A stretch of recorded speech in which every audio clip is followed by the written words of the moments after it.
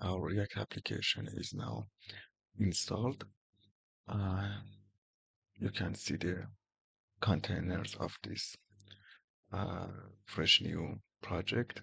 So opening terminal, we are in the path of uh, React application. And if you have Visual Studio Code installed on your system, you can run the command code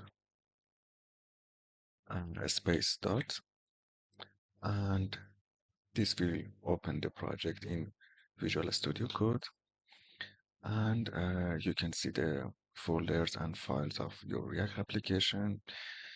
And before continuing to our first React project, you have to have some extensions. It's better to have these.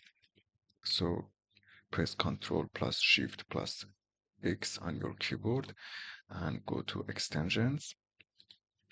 And one of the extension that is useful is Path IntelliSense. So install it, trust publisher and install.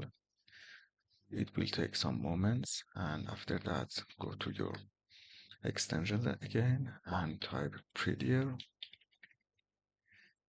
And this is a code formatter for your project. It will uh, make your codes much more readable.